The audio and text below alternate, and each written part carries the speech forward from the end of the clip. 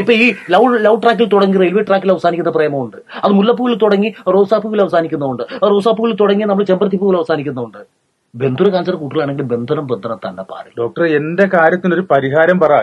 ഞാൻ ചോദിക്കുന്നത് തകർന്നിരിക്കുകയാണ്. പ്ലീസ്, നിങ്ങൾ നിങ്ങളുടെ ജീവിത കഥകൾ എന്നോട് പറയൂ.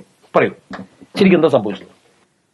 സാറേ, ഞാനൊരു പെൺകുട്ടിയായിട്ട് ഭയങ്കര പ്രണയത്തിലായിരുന്നു. ഓക്കെ, ഇപ്പൊ സ്വാഭാവികമല്ലേ അത്? കല്ലിട്ടത് ഞാനാണ്, ബെൽറ്റ് വാർത്തത് ഞാനാണ്, കെട്ടിപ്പൊക്കിയത് ഞാനാണ്, ജനലും വാതിലും പിടിപ്പിച്ച് ഞാൻ വാർത്തു.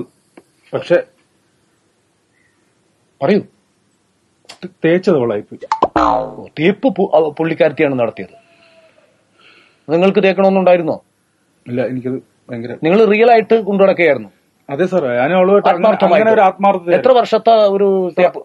ഒരു 5-6 വർഷമായിട്ട് ഞങ്ങൾ തമ്മിൽ ചാറ്റിങ്ങിലായിരുന്നു. ചാച്ച അവിടെ നിൽക്കട്ടെ, ഞാനിപ്പോ സംഭവിച്ച ചീറ്റിന്റെ കഥ പറയാം. സാർ, അവള് എന്നോട് എപ്പോഴും പറയുമായിരുന്നു, ഞാനില്ലാതെ നിങ്ങളില്ല, നിങ്ങളില്ലാതെ ഞാനില്ല, നമ്മൾ തമ്മിൽ ഒരുമിച്ചാണ് എന്നും എപ്പോഴും എങ്ങനെയും.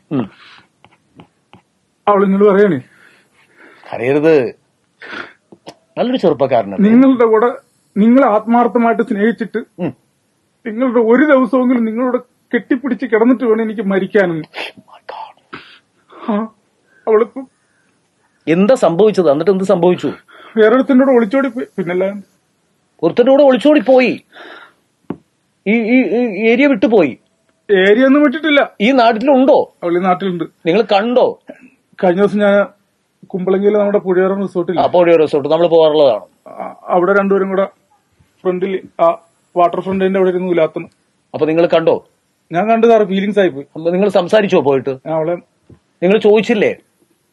ഓർക്കും സങ്കടമാണ്. ഞാൻ പറയണത് മനസ്സിലായി, കരയാതെ. നിങ്ങൾ നല്ലൊരു ചെറുപ്പക്കാരൻ, നമ്മൾ അത്രയ്ക്ക് ആത്മാർത്ഥമായിട്ട് സ്നേഹിച്ചു. ഞാൻ ചോദിച്ചില്ല, നിങ്ങൾ അവളോട് ചോദിച്ചില്ലേ എന്താണ് അങ്ങനെ സംഭവിച്ചതെന്ന് ചോദിച്ചില്ല? അവളെ മാറ്റി നിർത്തി ചോദിച്ചു, നിനക്ക് എങ്ങനെ തോന്നിയടി, നിനക്ക് എന്ത് പറ്റി എന്നോട് ഇങ്ങനെ കാണിക്കാനായിട്ട്?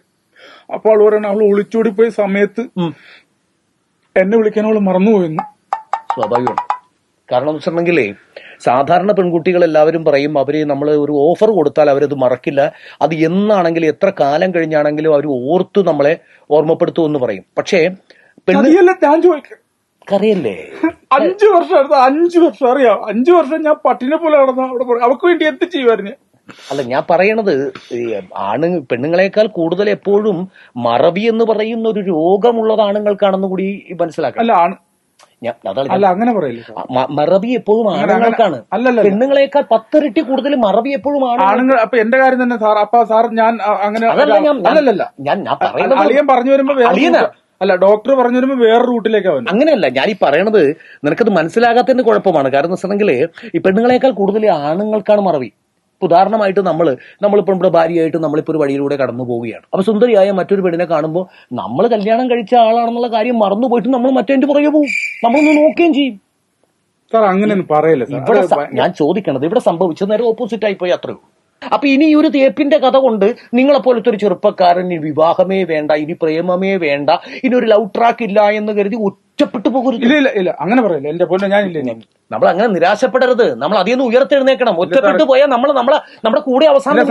സാർ എന്തൊക്കെ പറഞ്ഞാലും ഞാനില്ല. നിങ്ങൾ ഒരു പുതിയ പ്രേമത്തിന് തുടക്കം കുറിക്കണം. നിങ്ങൾ അവളുമായി സ്നേഹിക്കണം, വിവാഹം കഴിച്ച് ഒരുമിച്ച് എന്റെ ജീവിതത്തിൽ ഞാൻ ഒരു പെണ്ണെ പ്രേമിക്കോ കല്യാണം കഴിക്കോ ഒന്നും ഞാൻ ചെയ്യില്ല. ചെയ്യണം. സാർ, ഒരു കാര്യം മനസ്സിലാക്കണം, എന്റെ ഭാര്യയെയും മക്കളെയും വഞ്ചിച്ചിട്ടുള്ള ഒരു പരിപാടിക്കും ഞാനില്ല.